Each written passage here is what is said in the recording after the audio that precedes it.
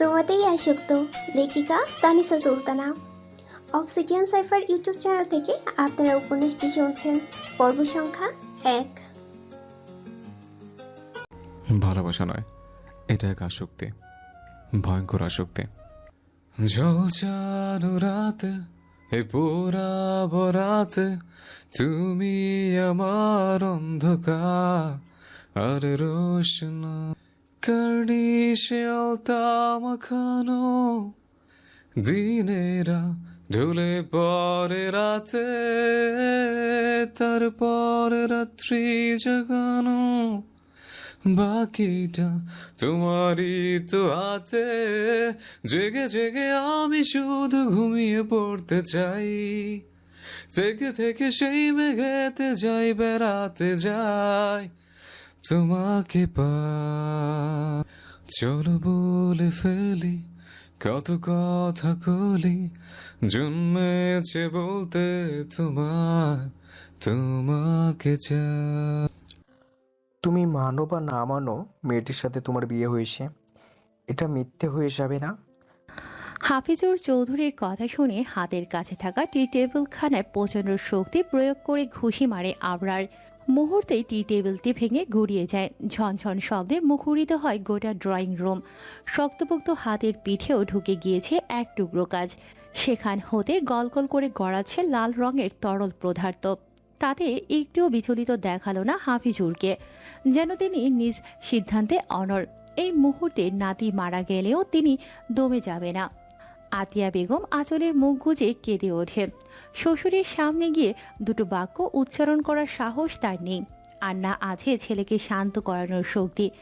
মাঝে মধ্যে তিনি নিজেকে ব্যর্থ মা বলে ঘোষিত করে, যে সন্তানকে নিয়ন্ত্রণ করতে পারে না। আবরার নিজের রক্ত মাখা হাতের পানে দৃষ্টি রেখে গম্ভীর স্বরে বলে, আমি তাকে মানি না, কবুল বলিনি। চালাকি করে কাবির নামে সাইন করিয়েছেন আপনি দাদাভাই। নড়ে চড়ে বসে হাফিজুর, যেন সে এই জবাবেরই অপেক্ষায় ছিল। ধবধবে ফর্সা দাড়িতে হাত বুলিয়ে বলে, মানতে বাধ্য তুমি। চালাকি করেছি, তবে চুরি করিনি। পাঞ্জাবির পকেট থেকে একখানা কাগজ বের করে সেটা আবরারের সামনে তুলে ধরে। এটা তোমাদের কাবিনের কাগজ, এখানে স্পষ্ট তুমি। বাকিটা শেষ করতে পারে না হাফিজুর। আবরার কাগজখানা ছিনিয়ে নিয়ে টুকরো টুকরো করে ছিঁড়ে ফেলে। আশ্চর্য বনে যায় হাফিজুর, শক্ত কণ্ঠে বলে, আবরার, কি করলে তুমি এটা? তোমাদের বিয়ের মাত্র প্রমাণ ছিল এই কাগজ। আবরার কাগজের টুকরো ফ্লোরে ফেলে দেয়। হাফিজুরের চোখে চোখ রেখে বলে, এবার আর বলতে পারবেন না সে আমার বউ। ঝামেলা চুকে গেল। দাঁড়িয়ে পড়ে হাফিজুর, রাগান্বিত স্বরে বলে, মেয়েটিকে আমি আমার কাছেই রাখবো, তোমার বউয়ের পরিচয়ে ঝামেলা ঢোকাতে দিব না। মানতেই হবে তোমার বিয়েটা ছেলে খেলা নয়। আবরারও দাঁড়িয়ে পড়ে দাদার থেকেও দ্বিগুণ তেজি স্বরে বলে, তাহলে আমি বেরিয়ে যাচ্ছি এ বাড়ি থেকে। দরজা খোলা আসে। ব্যাস, আবরার তাসনিন বড় বড় পা ফেলে বেরিয়ে যায় চৌধুরী বাড়ির চৌকাঠ পেরিয়ে। একবার পেছনে ফিরে তাকালে হয়তো দেখতে পেত আতিয়া বেগম এর কন্দনরত মুখশ্রী। দাদা ভাইয়ের অসহায় চোখ দুটো আবরার চোখের আড়াল হতেই হাফিজুর চৌধুরী ধপ করে বসে পড়ে সোফায়। এক হাত চোখের উপর রেখে হু হু করে কেঁদে ওঠে। কলিজাখানা তার পুড়ে যাচ্ছে, বুকে ব্যথা হচ্ছে। মৃত ছেলের একমাত্র স্মৃতি ছিল কলিজার টুকরো নাতি। ছেলে গত হয়েছেন 12 বছর ধরে। তখন আবরারের বয়স ছিল 9 বছর এবং অহনা ছিলেন আতিয়ার গর্ভে। সেই থেকে হাফিজুর চৌধুরী 2 হাতে আগলে রেখেছেন আবরার আর তার মা আতিয়া বেগমকে। কখনোই এতটুকু দুঃখ তাদের পেতে দেয়নি। চাওয়ার আগেই হাজির করেছে প্রয়োজনীয় সকল কিছু। শুধুমাত্র ছোট ছেলের বউ বাচ্চার সুবিধা অসুবিধার কথা চিন্তা করে ঢাকা শহরে গড়েছেন বিশাল অট্টালিকা। বড় ছেলে এবং মেজ ছেলের সাথে সম্পর্কে ছিন্ন করেছেন। আতিয়া বেগম দৌড়ে আসে শ্বশুরের নিকট, হাঁটু মুড়ে বসে পড়ে পায়ের কাছে। শ্বশুরের হাত দুটো মুঠো করে ধরে অনুনয়ের সুরে বলে, বাবা, আবরারকে ফেরান, আমার ছেলে চলে যাচ্ছে। হাফিজুর আতিয়ার মাথায় হাত বুলিয়ে দেয়। ছেলের বুকে সান্ত্বনা দেওয়ার ভাষা তার নেই, শুধু দীর্ঘশ্বাস ফেলে বলে, যেদিন তার মনে হবে আমরা তার ক্ষতি করিনি, সেদিন ঠিকই চলে আসবে তোমার ছেলে। অপেক্ষা করো বৌমা। সত্যি কি তাই? 1 বছর, 2 বছর, 3 বছর, 4 বছর, 5 বছর, 6 বছর, 7 বছর, 8 বছর চলে গেল। আবরারের মনে হলো না তার দাদা এবং মা তার ক্ষতি করেনি। 13 বছর বয়সী একটা মেয়ের সাথে তার জীবন জুড়ে দিয়ে ভুল করেনি, তাকে ঠকায়নি। 8 বছরের পাল্টে গিয়েছে অনেক কিছু। হাফিজুর চৌধুরী আর বেঁচে নেই। আবরারকে হারানোর শোকে বছর দুয়েক পরেই পরলোক গমন করেছেন। হাসপাতালের বেডে মৃত্যুর সঙ্গে যখন পাঞ্জা লড়ছিল, তখন তার মেজ ছেলে, ছোট ছেলে এবং একমাত্র মেয়ে ছুটে এসেছিলেন সকল অভিমান ভুলে। ক্ষমা চেয়েছেন মৃত্যুর সঙ্গে পাঞ্জা লড়া বাবার পা জড়িয়ে। দম বের হওয়ার আগে হাফিজুর চৌধুরী অক্সিজেন মাস্ক খুলে শেষবার দুটো কথাই বলেছিলেন। শেষ বেলায় আবরারের মুখখানা দেখতে পারলাম না। আর তুলতুলকে আমার দেখে রেখো। আবরারের আমানত তোমাদের ভরসায় রেখে গেলাম। ঘুমের ঘরে অনুভব করে ঠান্ডা একটা জিহ্বা চেটে দিচ্ছে তুলতুলে গোটা মুখ, যেন জিহ্বার মালিক জাগাতে চাইছে তাকে। ডিসেম্বরের মাঝামাঝি, হাড় কাঁপানো শীত পড়েছে। এমন সময় স্বাদের ঘুমের ব্যাঘাত ঘটালে নিশ্চয়ই ভালো লাগবে না। তুলতুলেরও ভালো লাগলো না। মুখখানা কম্বলের তলায় নিয়ে যেতে উদ্যত হয়, তবে জিহ্বার মালিকের জন্য পারে না। সেজন্য পণ করেছে বিরক্তির সর্বোচ্চ পর্যায়ে নিয়ে যাবে তুলতুলকে। পিটপিট করে চোখ খুলে তুলতুল কপাল কুঁচকে বলে, অ্যানি, ডোন্ট ডিস্টার্ব। বিড়ালটি মালিকের ঘুমু ঘুমু কণ্ঠস্বর শুনে থামল, যেন সে বুঝতে পারল তার উপস্থিতি টের পেয়েছে মালিক। আর জ্বালাতন করা ঠিক হবে না, তাই ভদ্র বাচ্চার মতো মালিকের গা ঘেঁষে শুয়ে পড়ে। হাত পা নেড়ে ঘুমানোর প্রস্তুতি নেয়। মিউ মিউ আওয়াজ তুলে কিছু একটা বোঝালো যেন। তুলতুল পাশ ফিরে অ্যানির ওপর একটা হাত রাখে, শান্ত হয় এবং মুহূর্তের মধ্যেই সেও ঘুমিয়ে পড়ে। কিছু সময়ের ব্যবধানে দুজনেই চিৎকার করে লাফিয়ে ওঠে, কেননা দুজনের মুখে কেউ ঠান্ডা পানি ঢেলে দিয়েছে। অ্যানি এদিক ওদিক ছোটাছুটি করছে, ভীষণ ভয় পেয়েছে যে। তুলতুলেরও ভয়ে বুক কাঁপছে। গভীর ঘুমে ছিল, হঠাৎ পানির ঝাপটা সামলে উঠতে সময় লাগে। যখনই বুঝতে পারে সে এবং তার ছোট্ট অ্যানি ভিজে জুবুথুবু হয়ে গিয়েছে, তখনই বড় বড় নয়নে সামনে তাকায়।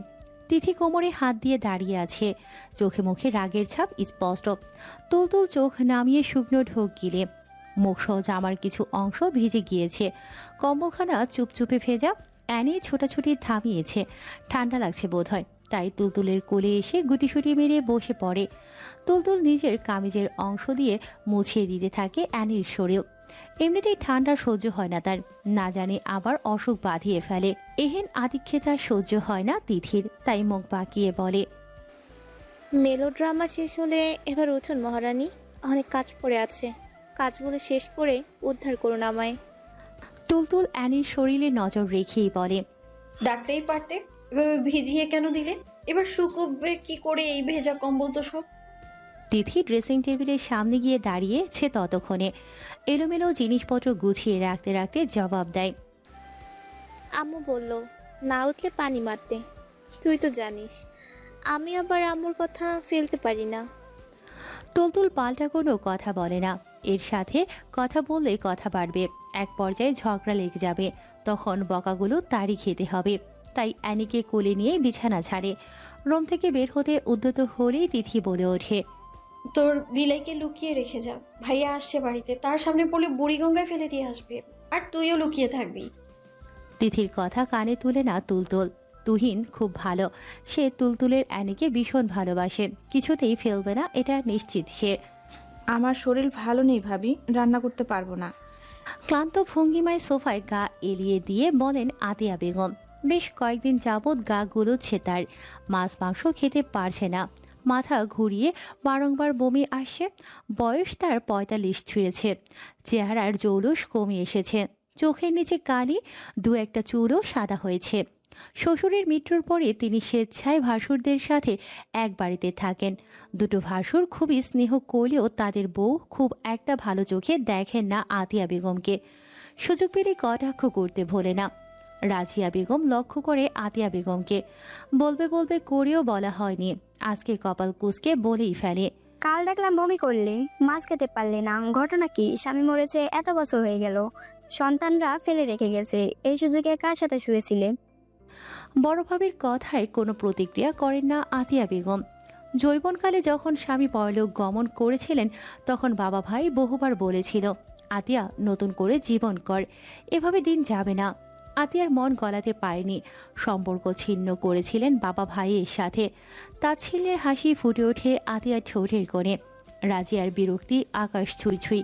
বারংবার এগিয়ে আসেন ঝগড়া বাঁধাতে, কথা কাটাকাটি করতে, কিন্তু পারে না। মাঝে মধ্যে তিনি হতাশ হয়, মনে মনে ভাবে আতিয়া বেগম মানুষ নাকি অন্য কিছু। তবে আজকে তিনি ছাড়বেন না, যেন পণ করেছে।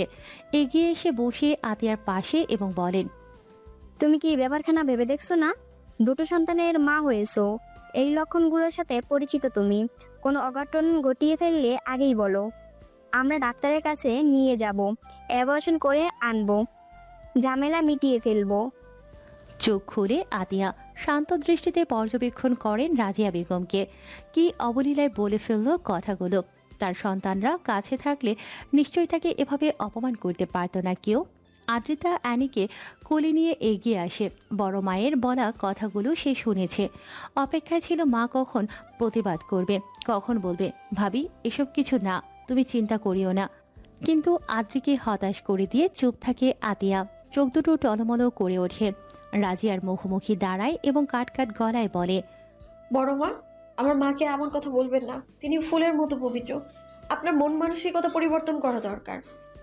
রাজিয়া দাঁড়িয়ে পড়ে, তেড়ে আসে আদ্রির দিকে উচ্চস্বরে বলে, কে কেমন আমি জানি না, দুটো চোখ সব তো দেখি। পাশের বাড়ির আফজালের ঘন ঘন বাড়িতে আসার কারণ বুঝি না আমি? নেহাতে আমরা ভালো মানুষ, তাই চুপ করে থাকি। অ্যানি মিউ মিউ আওয়াজ তোলে, যেন সে বুঝতে পেরেছে মহিলাটি আদ্রিকে বকা দিচ্ছে। রাজিয়া বিড়ালের পানে তাকায়, পরপরই বলে, তোর পবিত্র মাকে বলিস বাচ্চা নষ্ট করতে। বিধবা মানুষ, চাহিদা থাকতেই পারে, তাই বলে আমাদের মান সম্মান ডুবাতে দিব না। তুই বা কি বোঝাবি? তুইও তো বিধবা। আতিয়া বেগমও দাঁড়িয়ে পড়ে, চোখ দুটো ছলছল করছে তার।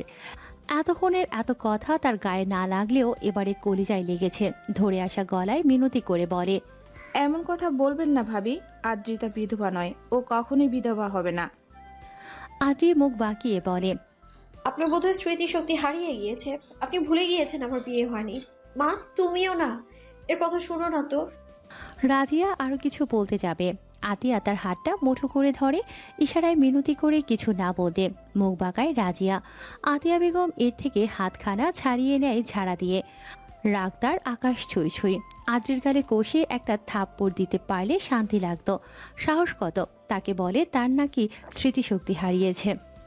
তুই তোর মাকে নিয়ে বেরিয়ে যেতে পারিস না এই বাড়ি থেকে? আমাদের একটু শান্তি দিতে পারিস না?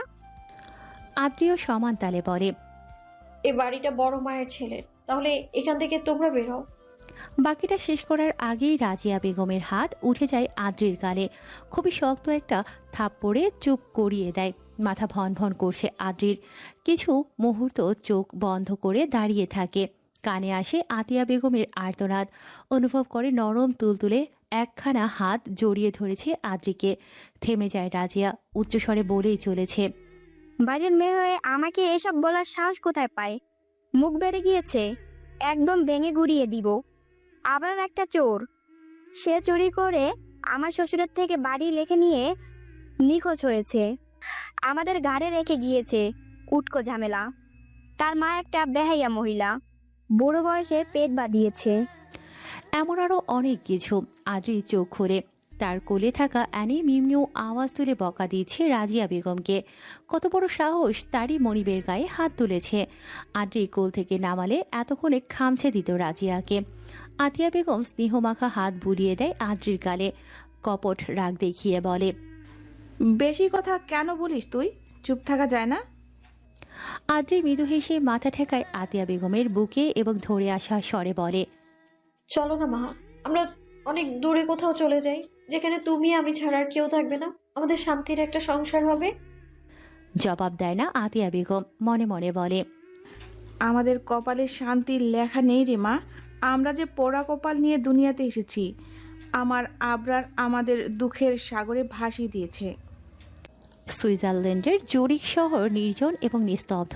বাংলাদেশের মতো যানজট, শব্দ দূষণ, কোলাহল এসবের অস্তিত্ব নেই। ভোরের আলো ফুটেছে বেশ কয়েক ঘন্টা আগে। কর্মজীবী মানুষজন ছুটে চলেছে নিজ নিজ কর্মস্থলে। রোডের সাথে অবস্থিত ছোট্ট বাড়িটিতে এখনও আলো জ্বলেনি। বাড়ির ভেতরটা অন্ধকারে ছেয়ে আছে, যেন সূর্যমামা এখনও ওঠেনি। বাড়ির মেন ফটক পেরোলেই নজরে পড়ে বিশাল ড্রয়িং রুম। বড় বড় চারখানা সোফা চারিপাশে বসানো, মাঝখানে টি টেবিল। সেই টেবিলের উপরে অর্কিড ফুলের একখানা টপ রাখা। বাম পাশে কিচেন এবং সোজাসুজি সিঁড়ি। সিঁড়ি বেয়ে উপরে উঠলেই নজরে পড়বে দুটো রুম। একটা রুমের সামনে বড় বড় অক্ষরে লেখা আবরার তাসনিন। অপর রুমখানা থেকে হাই তুলতে তুলতে বের হয় সিয়াম। ঘুম তার এখনো পুরোপুরি কাটেনি, চোখ দুটো যেন লেগে আসে। হাতে বড় একখানা ফোন, দৃষ্টি তার এখনো ফোনের স্ক্রিনে। ললাটে 3টে ভাঁজ পড়েছে। মূলত ঘুম ছোটানোর উদ্দেশ্যে ফোনখানা হাতে তুলেছিল। ফেসবুকের নিউজ ফিড ঘাঁটতে ঘাঁটতে হঠাৎ নজর আটকে ছিল অ্যাড ফ্রেন্ডে আসা একটা আইডির পানে। তখনই তড়িঘড়ি করে বিছানা ছেড়েছে সে। সিয়াম আবরারের কক্ষের দরজায় টোকা দেয়। দৃষ্টি পড়ে নেম প্লেটের ওপর। বিড়বিড় করে একবার নামখানা পড়ে নেয়, পরপরই মুখ বাঁকায়। শালা, তোর নাম আবরার সেটা আমরা জানি, আমাদের জানাতে হবে না। পরপরই আবারও টোকা দেয়। ভেতর হতে কোনো সারা শব্দ পাওয়া যায় না। বিরক্ত হয় সিয়াম, দরজা ঠেলে ভেতরে ঢুকে পড়ে। ডান পাশে থাকা সুইচ বোর্ডের বাটন টিপে রুমটা আলোকিত করে। কোমর অবধি কম্বল জড়িয়ে ঘুমিয়ে আছে আবরার। বড় বড় চুলগুলো এলোমেলো, দুহাত উপর দিকে দিয়েছে। ফর্সা বুকের কালো কয়লার ঠিক উপরে সাদা রঙের ব্যান্ডেজ জড়ানো। নাভির বাম পাশেও ওয়ান টাইম ব্যান্ডেজ। কপালে রক্ত শুকিয়ে টান টান হয়ে আছে। সিয়াম এগিয়ে যায়, আবরারের শরীর হতে কম্বল টান মেরে নিয়ে নেয়। হাত বাড়িয়ে কাটা জায়গাগুলো ছুঁয়ে দেয় আলতো করে। পরপরই বলে, আবরার ব্রো, অহনা ছাড়াও তোর আরো একটা বোন আছে? আগে তো বলিসনি। কি কিউট রে তোর বোন, আন্টির সাথে পিকচার আপলোড করেছে ফেসবুকে। আবরার চোখ খুলে তাকায় সিয়ামের পানে। বাবরুটা উঁচু করে ব্যাস সিয়াম বুঝতে পারে।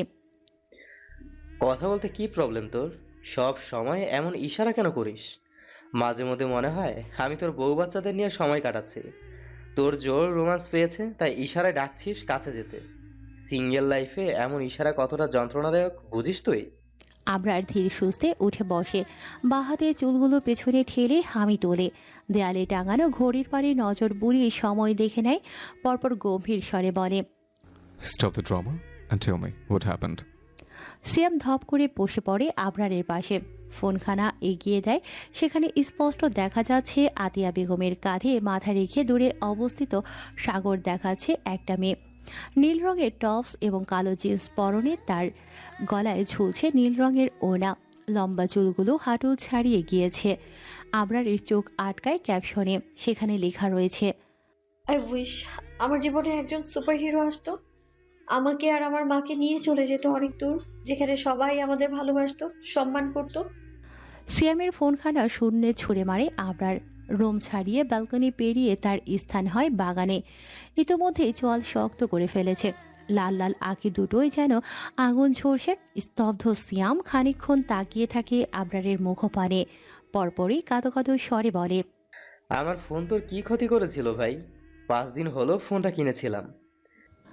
ফোঁস করে শ্বাস টানে আবরার। চোখ বন্ধ করে কিছু একটা চিন্তা করে।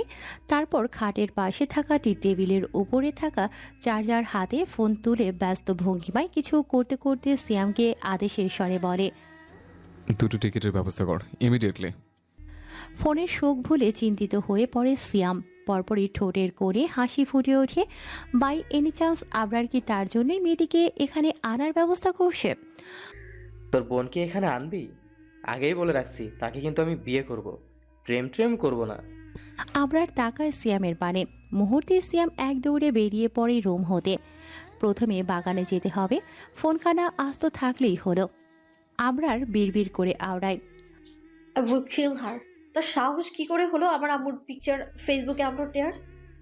অহনা কন্যা সন্তানের জননী হয়েছে। ফোনের স্ক্রিনে এক দৃষ্টিতে তাকিয়ে আছেন আতিয়া বেগম। তার সেই ছোট্ট মেয়ে যে কিনা সর্বক্ষণ মায়ের আঁচল ধরে ঘুরঘুর করত, সেই মেয়েটি মা হয়েছে। চাঁদের মতন ফুটফুটে একটা বাচ্চা, সে হাত পা নেড়ে নেড়ে খেলছে।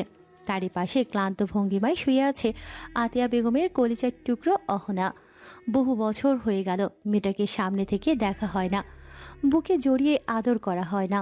কলেজে উঠতেই সম্পর্কে জড়িয়ে পড়েছিল সুইজারল্যান্ডের বাসিন্দা এক ছেলের সাথে। বিয়ে করবে বলে সিদ্ধান্ত নেয়। তার সেই সিদ্ধান্ত হাফিজুর চৌধুরী কিংবা আতিয়া কেউই মেনে নেয় না। অগত্যা 18 বছর পেরোতেই সেই ছেলের সাথে পাড়ি জমায় সুইজারল্যান্ড, ভুলে যায় মা এবং দাদাকে। আতিয়া বেগমের দুটো সন্তান দুজনই তার থেকে বহু বহু মাইল দূরে। মাঝে মধ্যে একটু একটু ফোনে কথা বলে এই যা। তারও ইচ্ছে করে ছেলে মেয়ে নিয়ে এক ছাদের তলায় বাস করতে, ঘুম থেকে উঠিয়ে ছেলে মেয়ের মুখ দেখতে, মা ডাক শুনতে। টুপ করে দুফোঁটা পানি গড়িয়ে পড়ে ফোনের স্ক্রিনে। প্রাণ ভরে দোয়া করতে ভোলে না মেয়ে ও নাতনিকে। তখনই ফোন বেজে ওঠে আতিয়া বেগমের ফোনে। কলখানা রিসিভ করে কানে তুলতেই ভেসে আসে ছেলের গম্ভীর কণ্ঠস্বর। আম্মু, আমি টিকিট পাঠিয়েছি, কাল সকাল 6টায় তোমার ফ্লাইট। আর কোনো কথা শুনতে চাই না আমি। দীর্ঘশ্বাস ফেলে আতিয়া, হাতের উল্টো পিঠে চোখের পানি মুছে মলিন স্বরে বলেন, এতিম মেয়েটাকে ফেলে রেখে আমি যেতে পারবো না। 3টে মাস অপেক্ষা কর, আদ্রির বাবা দেশে আসুক, তার কাছে মেয়েকে বুঝিয়ে দিয়ে আমি চলে যাব তোদের কাছে। ফাকিং সিম্প্যাথি বিড়বিড় করে আওড়ায় আবরার এবং বলে, 2টো টিকিট পাঠিয়েছে। একটু অবাক হয় আতিয়া বেগম। তার ছেলে 2টি টিকিট পাঠিয়েছে, ঠিক শুনল। আবরার আদ্রিকে নিতে চাচ্ছে তার কাছে। আদ্রি যেতে না চাইলে কান ধরে টেনে নিয়ে আসবে। ব্যাস, কল কেটে যায়। মৃদু হাসে আতিয়া বেগম। অবশেষে আদ্রি আর আবরার মুখোমুখি হবে। ভার্সিটির মাঠে 3 বান্ধবী এবং এক বন্ধুর সাথে বসে আছে আদ্রি। মনটা তার একদমই ভালো নেই। সর্বক্ষণ ঠোঁটের কোণা হাসি লেগে থাকা আদ্রির মুখটা আজকে মলিন। বকবকের রানী মুখে কুলো পেটে আছে। শুভ ইতিমধ্যেই বার কয়েক আদ্রিকে খুঁচিয়েছে। কি হয়েছে জিজ্ঞেস করতে করতে ক্লান্ত সে। তবুও আদ্রিতা মুখ খুলছে না। হাঁটুতে মাথা ঠেকিয়ে দূরে ঘাসের ওপরে খেলতে থাকা অ্যানিকে দেখছে। সে যেখানেই যায় অ্যানিকে সাথে নিয়েই যায়। চৌধুরী বাড়ির কেউই তেমন পছন্দ করে না, সুযোগ খুঁজে ফেলে দেয়ার। চট করে মাথা তুলে সে অনবরত দৃষ্টি ঘুরিয়ে এদিক ওদিক তাকায়। ভার্সিটির গেটের ভেতরে ঢুকতে থাকা লম্বা এক যুবককে দেখে নিমিষে মলিন ঠোঁটের কোণে হাসি ফুটে ওঠে। চুলের ভাঁজে হাত ঢুকিয়ে ঠিকঠাক করে নেয়। শুকনো ঢোক গিলে মাশাল্লাহ আওড়ায়। এই যুবককে ভালোবাসে আদ্রিতা একটু বেশি। তার শয়নের স্বপনে শুধু এই মানুষটিই রয়েছে। বলা বাহুল্য, এই মানুষটিকে দেখার জন্য ক্লাস ফাঁকি দিয়ে মাঠে বসে থাকে, কিন্তু কখনোই তার সামনে দাঁড়ানোর সাহস হয়নি। কখনোই চোখে চোখ রেখে ভালোবাসার কথা জানাতে পারেনি সে। বহুবার ভেবেছে আজকে প্রপোজ করেই ফেলবো, তবে সাহস জোগাতে পারেনি। স্মৃতি পুনরায় বলে ওঠে, আদ্রি, এটাই সুযোগ, আজকে মনের কথাটা বলে দে তাকে। জিভ দ্বারা ঠোঁট ভিজিয়ে নেয় আদ্রিতা। দৃষ্টি সরায় আসিফের পান থেকে। চোখ বন্ধ করে কিছু একটা চিন্তা করে। পরপরই চোখ খুলে পুনরায় তাকায় আসিফের পানে। ওই তো অ্যানির কাছে এসে থামলো। হাঁটু মুড়ে বসে ডান হাত বাড়িয়ে কোলে তুলে নিল অ্যানিকে। এবার বুকের সাথে চেপে ধরে চুমু খেলো ঠোঁট দাবিয়ে। গলা শুকিয়ে আসে আদ্রিতার, যেন চুমুটা অ্যানির নয় তার গালেই পড়েছে। লজ্জায় কান গরম হয়ে ওঠে। হাঁসফাঁস করতে করতে দাঁড়িয়ে পড়ে। আদ্রিতার দাঁড়ানো দেখে বাকিরাও দাঁড়ায়। এশা বলে, কি হলো আদ্রিতা, কি ভাবছিস? আদ্রিতা জবাব দেয় না। শুভ কপাল কুঁচকে বলে। বাকিরা হেসে ওঠে। আদ্রির চোখ পাকিয়ে তাকায় শুভর পানে। তখনই ভেসে আসে হাস্যোজ্জ্বল সুন্দর এক কণ্ঠস্বর, আদ্রিতা, বিড়ালটা তোমার? স্মৃতি খোঁজা মারে আদ্রিতাকে। ধীরে ধীরে তাকায় আসিফ আদনানের পানে। বুক কাঁপছে তার। লোকটার শরীর থেকে ভেসে আসে জেন্টস পারফিউমের সুঘ্রাণ। কেমন মাতাল মাতাল লাগছে। ইচ্ছে করছে সাদা পাঞ্জাবিতে নাক ডুবিয়ে সমস্ত ঘ্রাণ শুষে নিতে। আদ্রির থেকে জবাব না পেয়ে মুখের সামনে তুড়ি বাজায় আসিফ। চমকায় আদ্রিতা। স্মৃতি বলে ওঠে, অ্যাকচুয়ালি ভাইয়া, সে আপনাকে ভালোবাসে, তাই নার্ভাস হয়ে যাচ্ছে। কপাল কুঁচকায় আসিফ। আদ্রিতা চোখ মুখ খিচে বন্ধ করে ফেলে। ইস, এভাবে মুখের উপর বলতে হয়। এবার কোন দিক দিয়ে দৌড় দেবে আদ্রিতা, কোন দিকে পালাবে? পরপরই আসিফ হেসে ওঠে। আদ্রিতার কপালে 2 আঙ্গুলে টোকা দিয়ে বলে, ভালোবাসলে বলে দিতে হয়, মনের মধ্যে কথা জমাতে নেই, পচে যায়। সকলেই ও হো বলে ওঠে। লজ্জায় মাথা নিচু করে ফেলে আদ্রিতা। ইচ্ছে করছে মাটি ফাঁক করে ঢুকে পড়তে।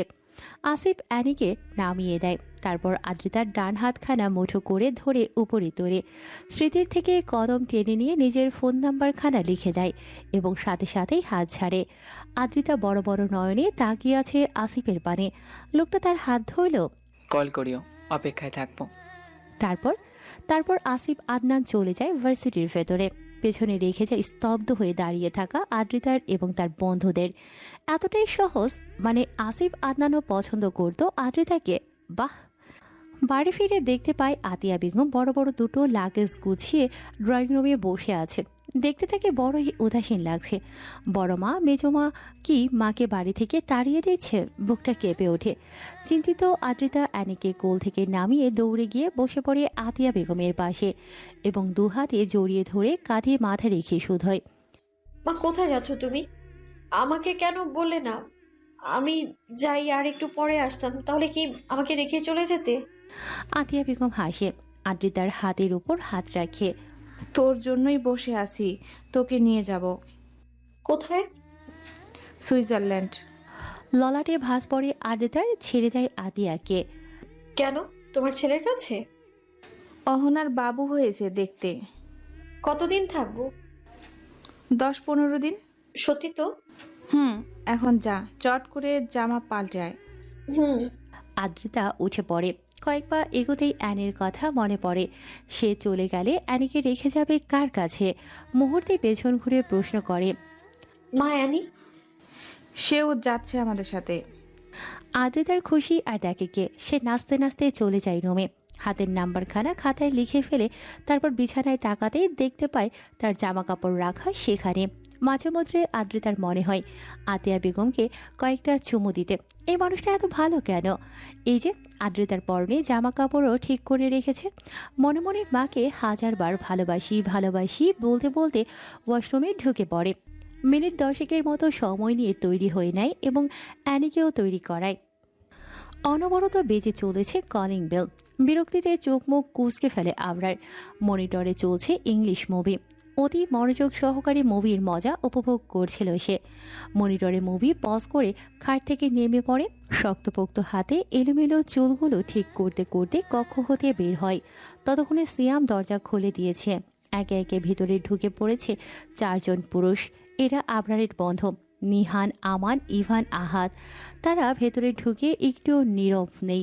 প্রথমে সিয়ামকে চ্যাংডোলা করে ধরেছে এবং একের পর এক প্রশ্ন করে যাচ্ছে। মূলত প্রশ্নের সঠিক জবাব না পেলে তাকে নামানো হবে না। সিয়াম চিল্লিয়ে ওঠে এবং বলে, আবরারের বোনকে পছন্দ হয়েছে আমার, এবং আবরার শুধু আমার জন্য ওর বোনকে সুইজারল্যান্ড আনছে। এই তো আর 2 ঘন্টা পরেই ল্যান্ড করবে। সিয়ামকে সোফায় শুইয়ে দেয় ওরা। ঘণ্টাখানিক আগে ওদের চ্যাট গ্রুপে সিয়াম বলেছে, গাইস, আবরার আমাকে ভীষণ ভালোবাসে। ব্যাস এইটুকুই। মুহূর্তেই ওরা যে যার কাজ ফেলে ছুটে এসেছে আবরারের বাসায় রহস্য উদ্ঘাটন করতে। আবরার ওদের কার্যকলাপ সবটাই দেখে, পরপরই হাত ঘড়িতে নজর রাখে। 3:04। এয়ারপোর্টের উদ্দেশ্যে এখনই বেরিয়ে পড়তে হবে। লং জার্নি করার অভ্যাস নেই আদ্রিতার, আর প্লেন ভ্রমণ তো এই প্রথমবার। অনেক এক্সাইটেড ছিল, ভেবেছিল মেঘ দেখতে দেখতে পৌঁছে যাবে সুইজারল্যান্ড, কিন্তু গোটা জার্নি ঘুমিয়েই পার করেছে। প্লেন ল্যান্ড করার পরপরই ঘুম ছুটেছে এবং তখন থেকেই আক্ষেপ করছে। লাগেজ হাতে পাওয়ার পরে সেটা সংরক্ষণ করে এগোতেই দেখা মেলে আবরারের। দেখেছেন আতিয়া বেগম। আদ্রিতার সেদিকে খেয়াল নেই, সে ব্যস্ত অ্যানিকে এয়ারপোর্ট দেখাতে। ইস রে অ্যানি, যদি তোর বাবা আসিফ আদনানের সাথে এখানে আসতে পারতাম, তাহলে তোর জন্য নতুন একটা ভাই বোন নিয়ে ফিরতে পারতাম। কথাটা বেশ জোরেই বলেছে এবং কথা শেষ হওয়ার পর মুহূর্তেই ধাক্কা খায় শক্তপোক্ত কিছুর সাথে। বিরক্ত আদ্রিতা কপাল কুঁচকে তাকায়। মুহূর্তে আঁখি পল্লব বড় বড় হয়ে যায়। এটা কি রে ভাই, এত লম্বা মানুষ হয় আর এভাবে কেন তাকাচ্ছে? ধাক্কা খেলো বলে বাপরে বাপ, এমনভাবে তাকিয়েছে যেন আদ্রিতাকে কাঁচা গিলে খাবে, একটু ঢেকুর তুলবে না। দত্ত যেন কোনো একটা শুকনো ঢোক গিলে আদ্রিতা পাশে তাকাতেই দেখতে পায় আতিয়া বেগম দত্তটার হাত জড়িয়ে কাছে। চতুর আদ্রিতা বুঝে ফেলে এটাই হচ্ছে আবরার তাসনিন। তাই সে একটু হাসার চেষ্টা করে এক হাত কপালে তুলে সেলুট করার মতো করে বলে, আসসালামু আলাইকুম বড় ভাই, ভালো আছেন? আমিও ভালো আছি। শরীর ভালো তো? আমারও ভালো। তাহলে চলুন যাই। বলতে বলতে আবরারকে পাশ কাটিয়ে চলে যায়। আবরার বিড়বিড় করে আওড়ায়। আসিফ আদনান। আতিয়া বেগম এয়ারপোর্ট থেকেই হাসপাতালের উদ্দেশ্যে বেরোবে। আদ্রিতাও যেতে চেয়েছিল, তবে আতিয়া বেগম সাথে নিতে নারাজ। এমনিতেই দুর্বল, এখন হাসপাতালে গেলে খুঁজেই পাওয়া যাবে না। অহনার হাজবেন্ড নিতে এসেছে ওনাকে। আদ্রিতার মাথায় হাত বুলিয়ে কপালে চুমু খায় আতিয়া বেগম। বিরক্তিতে চোখ মুখ কুঁচকে হাত ঘড়িতে সময় দেখে নেয় এবং বলে, মেলোড্রামা শেষ হবে কখন? আদ্রিতা ভেঙচি কাটে। কিরে ভাই, এভাবে গম্ভীর স্বরে বলার কি হলো? স্বাভাবিক কণ্ঠে বলা যেত না? আম্মু, তোমাদের আলাপ শেষ হলে এবার যাও তো, সন্ধ্যা হয়ে আসছে। উজবুক একটা। আদ্রিতা ভেবে পায় না, তার মতো এত কিউট ইনোসেন্ট মিষ্টি মেয়ের ভাই এমন তার কাটা গোমরামুখ ভাল্লুক কি করে হলো। অবশ্য হবে নাই বা কেন, সে তো আপন ভাই না, খালাতো ভাই। আতিয়া বেগম আবরারের হাত ধরে বলে, ওকে দেখে শুনে নিয়ে যাস। আদ্রিতা সাথে সাথেই ঘোর প্রতিবাদের সুরে বলে, মা, আমাকে দেখে নিতে হবে না। আমি বড় হয়ে গিয়েছি, নিজেই দেখে শুনে যেতে পারবো। চোখ রাঙায় আতিয়া বেগম। একটুও কেয়ার করে আদ্রিতা। আবরার ভ্রু বাঁকিয়ে এক পদক তাকায় এবং সাথে সাথে দৃষ্টি সরিয়ে ফেলে। অতপর আতিয়া বেগম গাড়িতে উঠে বসে। শেষবার হুঁশিয়ার করে আদ্রিতাকে এবং আবরারকে। মুহূর্তে শো করে চলে গেল গাড়ি। গাল ফুলিয়ে সেদিকেই তাকিয়ে থাকে আদ্রিতা। রাস্তাঘাট বড্ড পরিষ্কার পরিচ্ছন্ন, কোনো জ্যাম নেই, নির্বিলিতে গাড়ি চলাচল করছে। আদ্রিতা মনে মনে বলে, যতটা ভেবেছিলাম ততটাও উন্নতি করতে পারেনি দেশটা। বাংলাদেশে কত গাড়ি, এত এত গাড়ির ঠেলায় রাস্তা ব্লক হয়ে যায়। আর এই দেশের রাস্তাঘাটে তেমন গাড়িই নেই, গাড়ির উৎপাদন কম। ধুর, কোথায় এসে পড়লাম! জ্যামের মজা উপভোগ করতে পারবো না আর। ভাবতে ভাবতেই তার আরেকটা বিষয় খেয়াল হয়, তাকে কেউ ভালোবাসে না। কেউ মানে কেউ না। ভালোবাসলে মা নিশ্চয়ই তাকে একা ফেলে চলে যেতে পারতো না। হতাশ আদ্রিতা অ্যানির পানে তাকায়। সে আপাতত কুটুর কুটুর নয়নে চারিপাশটা পর্যবেক্ষণ করছে। মনে মনে বোধহয় বলছে, মাম্মাম, তুমি আমাকে নিয়ে কোথায় চলে আসলে? এই বিড়ালটা আদ্রিতাকে এনে দিয়েছিল তার বাবা আসাদুল ইসলাম 20তম জন্মদিনে। তিনি মেয়ের সাথে দেখা করতে এসেছিল সুদূর সিঙ্গাপুর থেকে। 3 মাস সময় কাটিয়েছেন। বিড়াল ছানাটি তখন ছিল একটুখানি, ভালো করে হাঁটতেও পারত না। সেই থেকে আদ্রিতা তাকে কোলে পিঠে করে মানুষ করেছে। নাম দিয়েছে অ্যানি। ধপধপে ফকফকে পরিষ্কার রাস্তার এক কোণায় কালো রঙের একটা গাড়ি রাখা রয়েছে, দেখতে বেশ সুন্দর। সেই গাড়ির দরজা খুলে ভেতরে ঢুকতে যায় আবরার। আদ্রিতা দৌড়ে এসে দাঁড়ায় আবরারের সামনে, আতঙ্কিত স্বরে বলে, আল্লাহ, কি করছেন? অন্য গাড়িতে কেন উঠছেন? নিশ্চয়ই আমার সামনে একটু বড়লোক সাজতে। আরে বড় ভাই, এটা বাংলাদেশ নয়, এখানে। বাকিটা শেষ করার আগেই আবরার শক্ত গলায় ধমকে বলে, শাট আপ, মুখটা বন্ধ রাখো এবং গাড়িতে বসো। শুকনো ঢোক গিলে আদ্রিতা, তার ছোট্ট বুকখানা কাঁপছে। এত জোরে কেউ ধমক দেয়? একটুর জন্য কিডনিটা গলে যায়নি। আল্লাহ জিভ দ্বারা ঠোঁটে ভিজিয়ে আশেপাশে একটু নজর ঘুরিয়ে দেখে নেয়। না, কেউ তাকিয়ে নেই। মানে মাঝ রাস্তায় আদ্রিতাকে অপমানিত হতে কেউ দেখে ফেলেনি। মনে মনে স্বস্তির নিঃশ্বাস ফেলেছে এবং মনে মনে পণ করে এই খাটাসটির সাথে জিন্দিগিতেও কথা বলবে না। গাল ফুলিয়ে গাড়ির পেছনে গিয়ে বসে পড়ে। অ্যানিকে নামিয়ে দেয় পাশের সিটে। হাত দুটো ব্যথা হয়ে গিয়েছে, এবার একটু ভালো লাগছে। আদ্রিতার বুঝি আজকে আশ্চর্য হওয়ারই দিন। গাড়ি হতে নেমে হাঁ করে দেখছে চারিপাশটা। কি সুন্দর জায়গা, ছোট ছোট বাড়ি, তবে বেশ দূরে দূরে। সূর্য মামা ডুবে গিয়েছে, আকাশটা অসম্ভব সুন্দর দেখাচ্ছে। দূরে পাহাড় দেখা যাচ্ছে, তবে পাখি দেখা যাচ্ছে না। এদেশে কি পাখি নেই? এবার আদ্রিতার নজর পড়ে নিজের সামনের বিড়ালটির পানে। কয়তলা বাড়ি এটা? 1 তলা। বাড়িটিতে কোনো গেট নেই, ফুলের বাগান নেই, শুধুমাত্র কয়েকটা সবজি গাছ দেখা যাচ্ছে। আবরার তাসনিন কোথায় গেল? বাড়িতে ঢুকে পড়েছে হবে হয়তো। আদ্রিতাও পা বাড়ায় ভেতরে ঢোকার উদ্দেশ্যে। তখনই দেখতে পায় দুটো মেয়ে আসে। জিন্স এবং টি শার্ট পরেছে বোধহয় তারা। চুলগুলো ছোট ছোট এবং ব্রাউন কালার, ধবধবে ফর্সা। আদ্রিতা হাঁ করে তাকিয়ে থাকে, মনে মনে মাশাল্লাহ আওড়ায় এবং পরপরই হেসে হাত নাড়িয়ে হাই বলে। মেয়ে দুটো হাই বলে। যাক বাবা, এদেশের মানুষ তাহলে হাসতে জানে, আবরার তাসনিনের মতো নয়। আদ্রিতা মুচকি হেসে পা বাড়ায়। অ্যানিকে কোল থেকে নামিয়েছে বেশ অনেকক্ষণ আগেই। সে আপাতত আদ্রিতার পেছন পেছন হাঁটছে। দরজা খোলা। আদ্রিতা একটু উকিঝুঁকি মেরে ভেতরে পা রাখতেই এক মুখো ফুলের পাপড়ি এসে পড়ে তার মাথায়। চমকে উঠে সে, পরপরে উচ্চস্বরে কিছু ছেড়ে বলে ওঠে, ওয়েলকাম আবরার তাসনিমের বোন।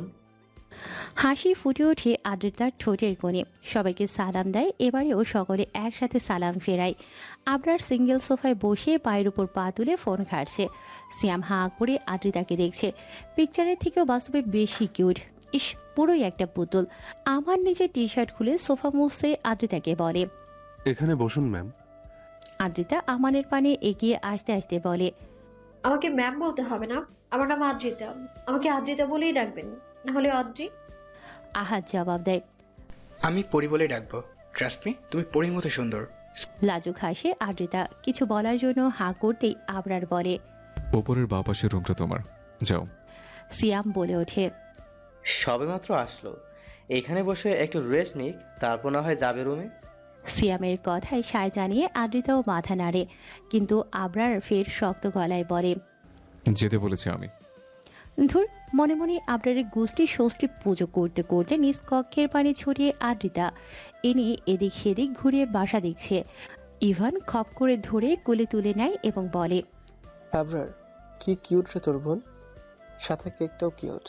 সিয়াম গিয়ে বসে পড়ে আবরারের পায়ের কাছে, দুপা জড়িয়ে ধরে উড়ুর উপর মাথা রেখে বলে, কি করলে তোর বোন পড়বে ভাই, একটু পটিয়ে দে, না হয় ধরে বেঁধে বিয়ে দিয়ে দে। চোখ বন্ধ করে ফোঁস করে শ্বাস টানে আবরার গম্ভীর স্বরে বলে, সে আমার বোন নয়, বউ। এই মুহূর্তে বড়সড় একখানা ঘূর্ণিঝড় বয়ে গেল সুইজারল্যান্ডের জুরিক নামক শহরের এক কোণায় অবস্থিত আবরার কুটিরে।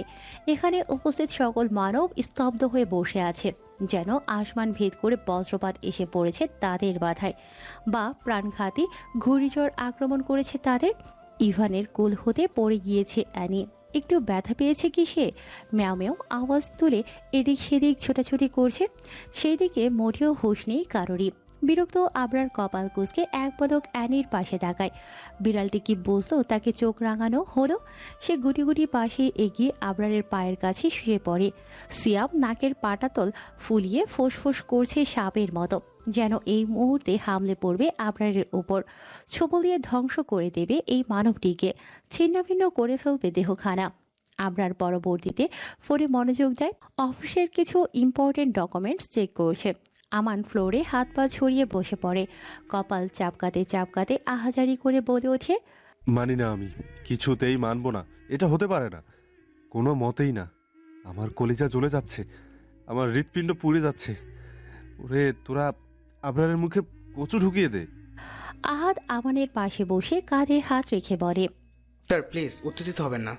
আমান আহাদের হাতখানা ঝাড়া মেরে ফেলে দেয়, চোখ পাকিয়ে বলে, রাবিশ কথা বলবেন না, আমি মরে যাচ্ছি যন্ত্রণায়, আর শালা তুই বলিস উত্তেজিত হব না? শুধু উত্তেজিত কেন, আমি তার বড়টা হব। চুপসে যায় আহাদ, কাঁচুমাচু হয়ে বসে থাকে আমানের পাশে। এতক্ষণে মুখ খুলে সিয়াম গট পায়ে এগিয়ে আবরারের পাশে বসে, তার হাত থেকে ফোনখানা টেনে নিয়ে ঝাঁঝালো স্বরে বলে, কি বলছিস তুই এসব? কবে বিয়ে করলি? 6 বছর হলো একসাথেই তো আছি, কোনো বালসাল তো দেখলাম না। কৈফিয়ত দেওয়ার প্রয়োজন বোধ করল না আবরার, বরং সিয়ামের হাত হতে ফোন নেয়ার জন্য হাত বাড়ায়। ফোন দে। আগে জবাব দে।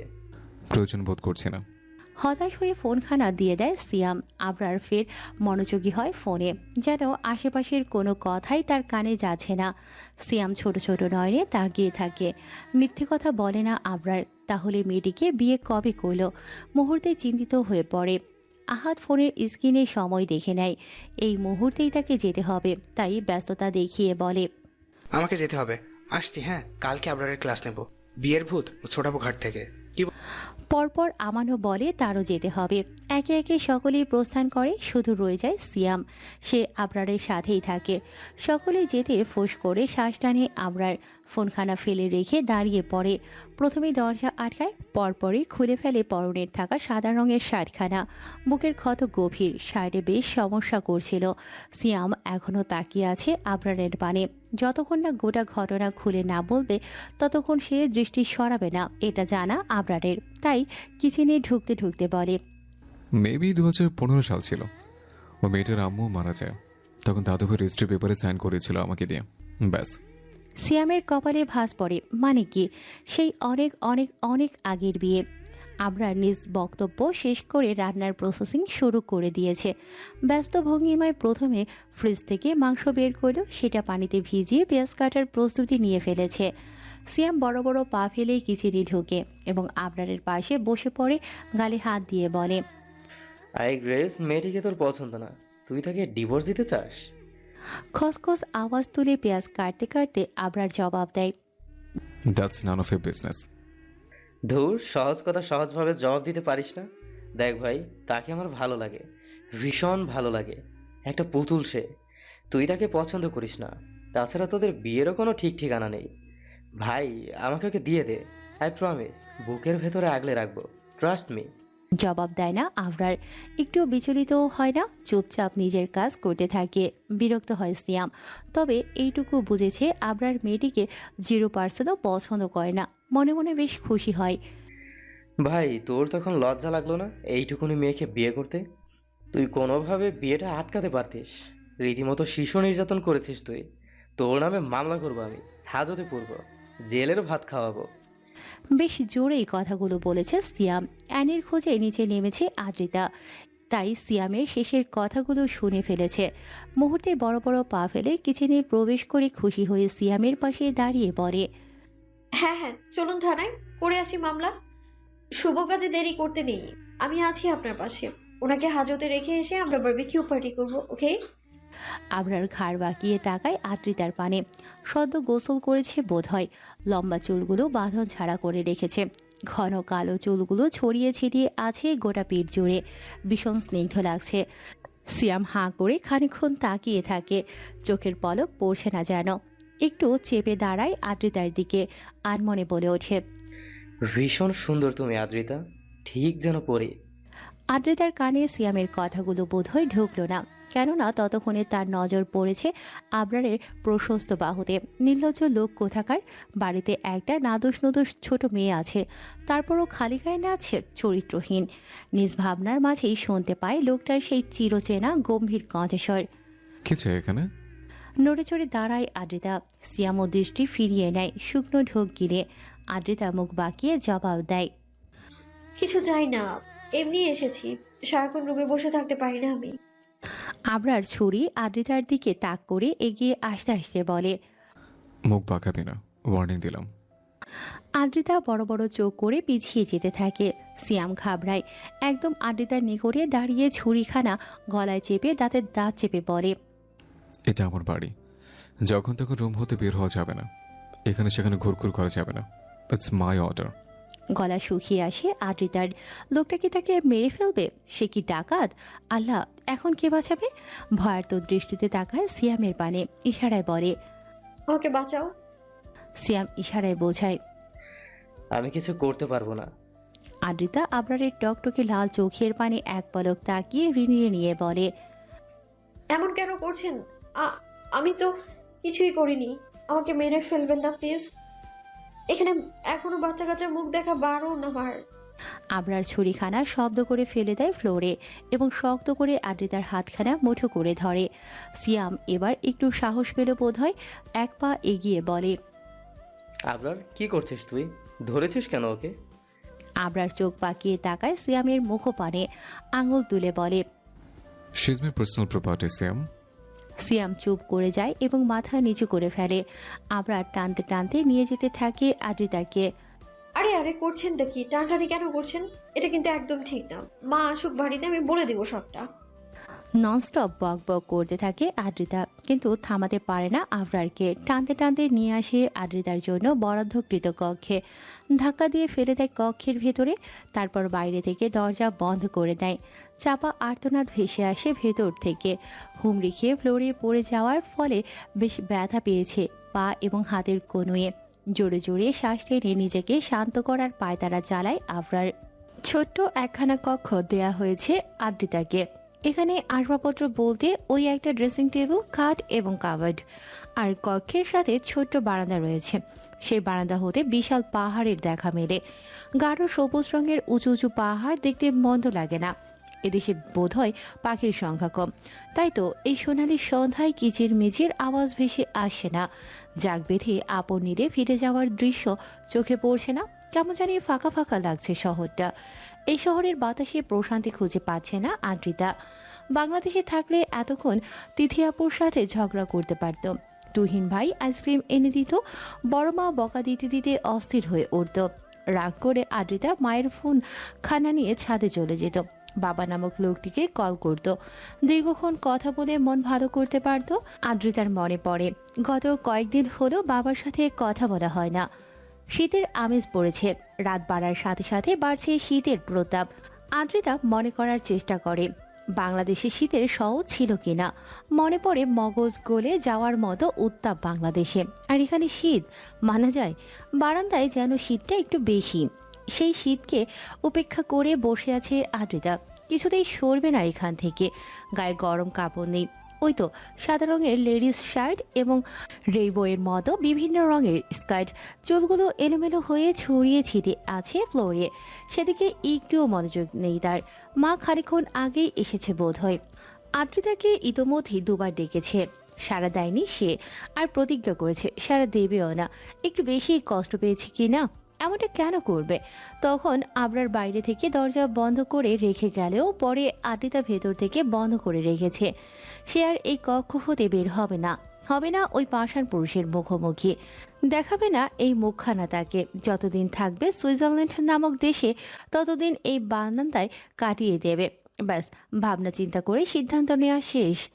দক্ষ হাতে গরুর মাংস এবং ভুনা খিচুড়ি রান্না করে ফেলে আবরার। সিয়ামও টুকটাক বেশ সাহায্য করেছে। বহু বছর বিদেশের মাটিতে পড়ে থাকলেও বাঙালি খাবার বেশ পছন্দ আবরারের। সেই জোর ধরেই টুকটাক রান্না শিখেছে। মাঝে মধ্যে বন্ধুরা মিলে হরেক রকমের রান্নার আয়োজন করে। সিয়াম টমেটো, শসা এবং কাঁচা পেঁয়াজ কাটছে সালাদ বানানোর জন্য। সেই তখন থেকে গাল ফুলিয়ে রেখেছে। সর্বক্ষণ বকবক করা সিয়াম আজকে চুপচাপ কাজ করে যাচ্ছে। আবরার অবশ্যই সেদিকে খেয়াল দিচ্ছে না। ধীর গতিতে অ্যানি কিচেনে ঢোকে। চোখ মুখ তার বড়ই ক্লান্ত, হবে না? ইতিমধ্যে গোটা বাড়ি দুবার চক্কর দিয়ে ফেলেছে, তারপরও আদ্রিতাকে না পেয়ে হতাশ সে। কোথায় গেল তার মাম্মাম? এনির পানে নজর পড়তে সিয়ামের ঠোঁটের কোণে হাসি ফুটে ওঠে। ছুরিখানা নামিয়ে টি-শার্টেই হাত মুছে নেয়, অতপর হাতে মুড়ে বসে কোলে তুলে এনিকে। নরম তুলতুলে শরীরে ঠোঁট দাবিয়ে চুমু খায় শব্দ করে এবং শুধায়, কোথায় গিয়েছিল তুমি? তোমার বিরহে আমি আধমরা হয়ে যাচ্ছিলাম। বিড়াল ছানাটি বেশ বিরক্ত। সে অপরিচিত মানুষের কোলে উঠতে চায় না, তারপরও আবার চুমু। সিয়ামের থেকে ছাড়া পাওয়ার জন্য ছোটাছুটি করে ওঠে। মিমিও আওয়াজ তুলে ছেড়ে দিতে বলে, তবে সিয়াম ছাড়ে না, বরং আরও একখানা চুমু খেয়ে বলে, ও রে শালা, কোলে থাক, তোর মায়ের কাছে নিয়ে যাব। বলেই দাঁড়িয়ে পড়ে আবরারকে উদ্দেশ্য করে বলে, ব্রো, টমেটো 1 পিস কেটেছি, বাকিগুলো তুই কেটে নিস, আমি আদ্রিকে ডেকে আনি, ঠিক আছে? বড় বড় পা ফেলে কিচেন ত্যাগ করে সিয়াম। আবরারের কোনো ভাবান্তর হয় না, সে নিজ গতিতে কাজ করে যাচ্ছে, যেন সিয়ামের কথা শুনতেই পায়নি। অহনা এবং তার বাচ্চাকে সাথে করে এনেছে আতিয়া বেগম। এই মুহূর্তে কিছুতেই মেয়েকে শ্বশুর বাড়ি যেতে দেবে না। মা আর শাশুড়ি কি এক হলো? মায়ের মতো আদর যত্ন কখনোই শাশুড়ি করতে পারবে না। আবরার ছোট ছোট নয়নে বোন এবং বাচ্চাটিকে দেখেছে। 5 দিন হলো বাচ্চাটি দুনিয়াতে এসেছে, অথচ একবারও আবরার হাসপাতালে যায়নি দেখতে। ওর সব বন্ধুই গিয়েছিল। সিয়াম 3 রাত্রি হাসপাতালে কাটিয়েছে, এমনকি অহনাকে হাসপাতালে সিয়ামই নিয়ে গিয়েছিল। ড্রয়িং রুমের সোফায় বসে আছে অহনা, তার কোলে ছোট্ট ছানাটি যে হাত পা নেড়ে খেলছে। আতিয়া বেগম ব্যস্ত ভঙ্গিমায় কিচেনে খাবার বানাচ্ছে অহনার জন্য। আবরারের রান্না করা গরুর মাংস ভুনা খিচুড়ি খাওয়া বারণ অহনার। সিয়াম আদ্রিতার কক্ষের সামনে গিয়ে দাঁড়ায়, দুবার টোকা দেয়। কোনো রেসপন্স না পেয়ে শুকনো কাশি দিয়ে গলা পরিষ্কার করে নেয়। তারপর নরম স্বরে বলে, আদ্রি, অহনা এসেছে তার ছানা নিয়ে, কি যে কিউট, তুমি কোলে নিবে? অভিমানী আদ্রিতার অভিমান গলে জল হয়ে যায়। ছোট্ট বাচ্চা তার বড়ই ভালো লাগে। বাংলাদেশে তাদের পাশের ফ্ল্যাটে একটা বাচ্চা ছিল। আদ্রি সদা গিয়ে সেই বাড়িতে বসে থাকতো, বাবুকে কোলে নিত। এর জন্য কম বকা খেতে হয়নি তাকে। আর আজকে নিজ বাড়িতেই একখানা ছানার আবির্ভাব হয়েছে, আর আদ্রিতা কি না তাকে কোলে নেবে না? এটা হতে পারে? বারান্দা হতে উঠে এক দৌড়ে দরজার পাশে এসে দাঁড়ায়, শিওর হওয়ার জন্য বলে, মিথ্যে বলছেন না তো? একদম না, সিয়াম কখনো মিথ্যে বলে না, সদা সর্বদাই সত্য বলে। তাই তো আমাকে সবাই ভালোবেসে সতেন্দ্রনাথ ভালো বলে ডাকে।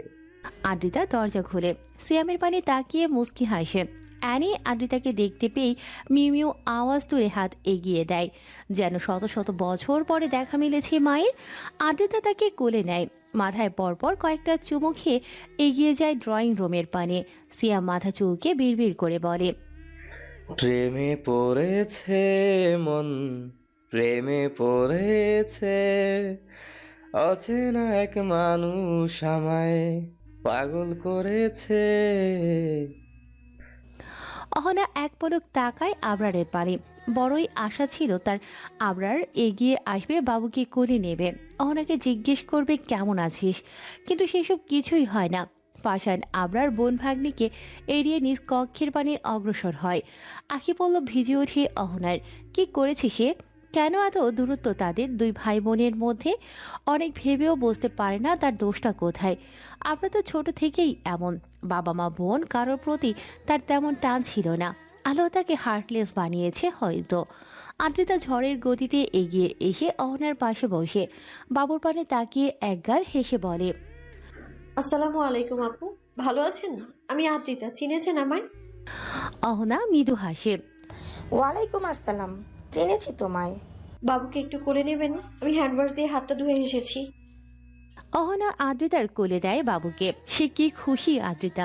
একটু পরপরই চুমু খাচ্ছে বাবুর মাথায়, হাতে, গালে, নাকে এবং খিলখিল করে হেসে উঠছে।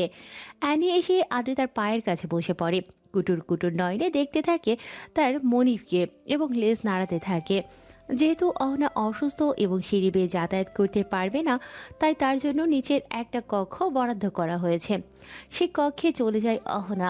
বড্ড ক্লান্ত লাগছে তার, একটু রেস্ট নেবে। বাচ্চার দায়িত্ব আদ্রিতাকে দিয়ে গিয়েছে। আতিয়া বেগম এর রান্না শেষ, তিনি চলে যায় অহনাকে খাওয়াতে। দীর্ঘক্ষণ বাবুকে নিয়ে বসে থাকে আদ্রিতা। ভালোই লাগছিল এতক্ষণ, তবে এখন পিঠ চুলকাচ্ছে। বাবুকে সে দু হাত দিয়েই ধরে রেখেছে, একদম ছোট এবং তুলতুলে। যদি পড়ে যায় সাবধানের মান নেই। অগত্যা পিঠ চুলকাতে ব্যর্থ হয়ে এদিক ওদিক দৃষ্টি ফেরায়। কেউ এদিকে আসে না কেন? আসলে তো একটু চুলকে দিতে বলতে পারতো। কাজের সময় কাউকে পাওয়া যায় না, এরাই হচ্ছে মুখ্য বিষয়।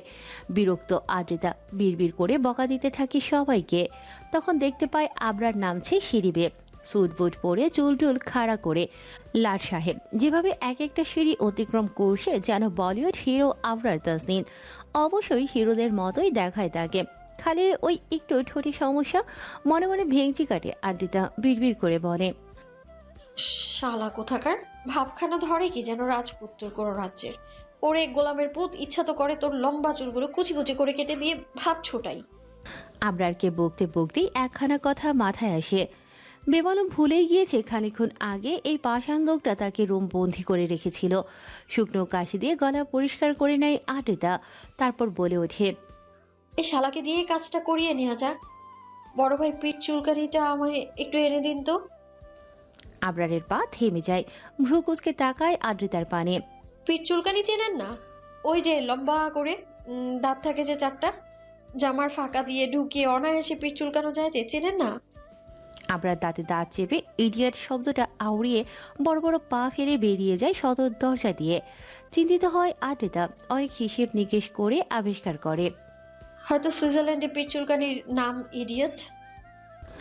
বাচ্চা কোলে রাখা যতটা ভালো লাগার, ঠিক ততটাই কষ্টজনক। দীর্ঘক্ষণ একই ভঙ্গিমায় বসে থাকলে হাত পা সহ কোমর ঝিমঝিম করে।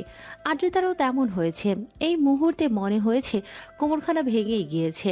বাবুটা কোলের মধ্যে আরামসে ঘুমোচ্ছে, পিঠ চুলকানোর অভাবে শুয়ে গিয়েছে। সেই যে অহনা এবং আতিয়া বেগম ঢুকেছে কক্ষে, আর বের হওয়ার নামই নিচ্ছে না। বিরক্ত আদ্রিতা বিড়বিড় করে বলে, তোকে আমি কখনোই কোলে নেব না রে বাচ্চা। তোর মা, নানু আর মামা বড্ড পাষাণ, তারা কি আমাকে রোবট ভাবে? আশ্চর্য। তখনই সেখানে উপস্থিত হয় সিয়াম। সে মূলত ডিনার করতে নেমেছে। এভাবে আদ্রিতাকে একা বসে থাকতে দেখে যেন হাতে চাঁদ পেয়ে গেল। টি শার্টখানা টেনে টুনে ঠিক করে এগিয়ে যায় আদ্রিতার পাশে। আদ্রিতা, কি করছো? এতক্ষণ হতাশায় ডুবে থাকা আদ্রিতার ঠোঁটের কোণে হাসি ফুটে ওঠে। সে একটু সরে সিয়ামকে বসার জায়গা করে দেয় এবং বলে, সিয়াম ভাই বসুন আমার পাশে।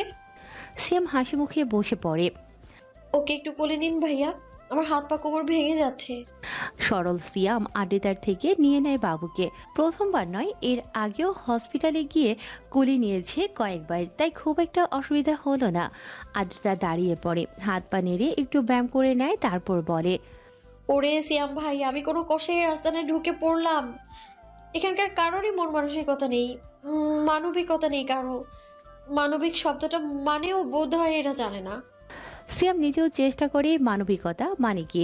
শব্দটা কেমন নতুন নতুন লাগছে তার কাছে। চতুর আদ্রিতা কপাল কুঁচকে কোমরে হাত দিয়ে সিয়ামের সামনে দাঁড়ায় এবং বলে, বাই দ্য ওয়ে, আপনি জানেন মানবিকতার মানে? শুকনো ঢোক গিলে সিয়াম অনবরত ঘাড় নেড়ে জানায় সে জানে না। দীর্ঘশ্বাস ফেলে আদ্রিতা সিয়ামের পাশে বসে সিরিয়াস ভঙ্গিমায় বলে, আপনি খুব ভালো সিয়াম ভাই। লাজুক হাসে সিয়াম। লজ্জায় তার মুখখানা লাল হতে থাকে। আদ্রিতা তাকে ভালো বলল মানে গলে যাচ্ছে, পটে যাচ্ছে। সিয়ামকে পছন্দ করছে, খুব তাড়াতাড়ি তাদের প্রেম হবে, তারপর বিয়ে। উফ, আর ভাবতে পারছে না সিয়াম। লজ্জায় মাটিতে গড়াগড়ি খেতে ইচ্ছে করছে। এভাবে বলিস না আদ্রিতা, আমার লজ্জা লাগে। লজ্জা তো লাগবেই, আপনি বড্ড সরল সোজা আর বলদ। মানবিকতার মানেই জানেন না। ছি ছি ছি, লজ্জা পাওয়া উচিত আপনার। সুইসাইডও করতে পারেন। সিয়ামের হাসি মাখা মুখখানা মুহূর্তেই কালো হয়ে যায়। কাঁদো কাঁদো নয়নে তাকিয়ে থাকে আদ্রিতার মুখ পানে। আদ্রিতা গালে হাত দিয়ে মুস্কি হেসে বলে, মানবিকতার মানে হচ্ছে আমার আসিফ আদনান। কি যে কিউট উনি, উফ। জানেন কয়েকদিন আগে আমার হাতখানা ধরে নাম্বার লিখে দিয়েছিল। কতটা মানবিক একবার চিন্তা করুন। সিয়াম চিন্তা করে, হাত ধরে নাম্বার লিখে দিলেই মানবিক হওয়া যায়, তাহলে তো আজকে থেকে সিয়াম মানবিক হওয়ার যুদ্ধে লেগে পড়বে। প্রতিটা মেয়ের হাতে তার ফোন নাম্বার লিখে দিয়ে আসবে। তারা নিশ্চয়ই বীর পুরুষ ভাববে সিয়ামকে। আসিফ আদনান কে আদ্রিতা? কে আবার? আমার ফিউচার বাচ্চার বাবা, বর্তমান বয়ফ্রেন্ড, আমার ক্রাশ, আমার হিরো, আমার সুপারস্টার, আমার কলিজার টুকরো, আমার ভালোবাসা, আমার ফুসফুস, আমার কিডনি, আমার নাড়িভুড়ি, আমার হৃদয়, আমার। বুঝেছি বুঝেছি বুঝেছি। আদ্রিতা মুচকি হেসে থেমে যায়। গাল ফুলায় সিয়াম। মানে এইটুকুনি মেয়ে এখনো নাক টিপলে দুধ পড়বে। তার নাকি বয়ফ্রেন্ড আছে, আবার বিয়েও হয়েছে। কি একটা অবস্থা! এইসব মেয়েদের জন্যই সমাজটা উচ্ছন্নে চলে যাচ্ছে। দামড়া দামড়া ছেলেগুলো বিয়ের জন্য মেয়ে খুঁজে পাচ্ছে না। এদের একটা বিহিত করা দরকার। সিয়ামের ভাবনার মাঝেই বাবুটা উচ্চস্বরে কেঁদে ওঠে। আদ্রিতা কোলে তুলে নেয় এবং অহনার কক্ষের দিকে পা বাড়ায়। অসহায় সিয়াম মুখ গোমরা করে বসে থাকে। ক্লাবে ড্রিঙ্কের গ্লাস হাতে বসে আছে আবরার। একটা চুমুকও দেয়নি এখন পর্যন্ত। সিয়াম অনবরত চুমুক দিয়ে যাচ্ছে। ইভান মেয়েদের দিকে তাকিয়ে আছে ড্যাব ড্যাব করে। আবরারের ভয়ে এখানে থেকে সরতেও পারছে না। আমান গভীর মনোযোগ দিয়ে কিছু একটা ভাবছে, আর আহাত একটু পরপর হাই তুলছে। মারাত্মক ঘুম পাচ্ছে তার। এখানে আসার মোটেও ইচ্ছে ছিল না, শুধুমাত্র ওরা এসেছে বলেই সে এসেছে। দীর্ঘক্ষণ নীরবতা পালন করে সিয়াম বলে ওঠে, ভাই, জীবনটা বাপ্পারাজের মতো হয়ে গিয়েছে। যার দিকে তাকায় তারই বিয়ে হয়ে যায়। ইভান বলে, লাস্টবার আদ্রিতার দিকে তাকিয়েছিলি, আর সে আগে থেকেই ম্যারিড ছিল তো? শুধু ম্যারিড? বয়ফ্রেন্ড আছে তার, আসিফ আদনান। সে নাকি আবার সুপারস্টার। আহাদের ঘুম ছুটে যায়। ইভান মনোযোগ দেয় সিয়ামের পানে, আর আমান চেয়ার থেকে পড়েই যাচ্ছিল প্রায়। বলছিস মামা? সিয়াম দীর্ঘশ্বাস ফেলে এবং তখনকার ঘটনা ওদের বলে। এবার আবরার ড্রিঙ্কের গ্লাসে চুমুক দেয়। এক চুমুকে গোটা গ্লাস ফিনিশিং করে। ইভান গালে হাত দিয়ে বলে, ঘটনা তো বুঝলাম না। আবরার বলল সে তার বউ, সে বলছে তার বয়ফ্রেন্ড আছে। 2-2 4 না হয়ে 8 কেন হয়ে যাচ্ছে বুঝতে পারছি না কিছু। সিয়াম বলে, ঘটনা হচ্ছে হাবলার আর আদ্রিতার বিয়েটা অ্যাকচুয়ালি হয়নি। ওরা হাতে থাকা গ্লাসটা শক্ত করে মুঠো করে ধরে আবরার। মুহূর্তে কাচের গ্লাস ভেঙে গুড়িয়ে যায়। কিছু সংখ্যক কাজ ঢুকে পড়ে আবরারের হাতে। গলগল করে রক্ত ঝরতে থাকে। চিন্তিত সিয়াম এক পলক আবরারের দিকে তাকাচ্ছে, তো আরেক পলকে গোটা ক্লাবটাকে পর্যবেক্ষণ করছে। ওই তো স্টেজে 10-12টা মেয়ে নাচে, কিছু ছেলেও তাদের সাথে যোগ দিয়েছে, কিছু মেয়েরা ড্রিঙ্ক করছে। বাই এনি চান্স আবরার কি এটা দেখে গ্লাস ভাঙলো, নাকি তার শক্তি দেখালো, নাকি আদ্রে তার বয়ফ্রেন্ডের কথা শুনে এমনটা করলো? কোনটা হতে পারে? ইভান অতি দ্রুত নিজ পকেট হতে রুমাল বের করে আবরারের হাতে চেপে ধরে। আমান ভ্রুকুসকে তাকিয়ে আছে। এই মুহূর্তে আবরারকে হাজারখানা প্রশ্ন করলেও কোনো জবাব মিলবে না, ঢের জানা আছে ওদের, তাই হয়তো প্রশ্ন করে এনার্জি লস করছে না। আহাদ আবার হাই তোলে, তার ঘুমের রেশ আবার চলে এসেছে। এই মুহূর্তে একখানা বালিশ আর খাট পেলে নিমিষে ঘুমের দেশে পাড়ি জমাতে পারত। সিয়াম গালে হাত রেখে আবরারের পানে ঝুঁকে এবং সরল স্বরে শোধায়, আরে ও জেলাস আবরার, আদ্রিতার বয়ফ্রেন্ড আছে শুনে হট হয়ে গেলি?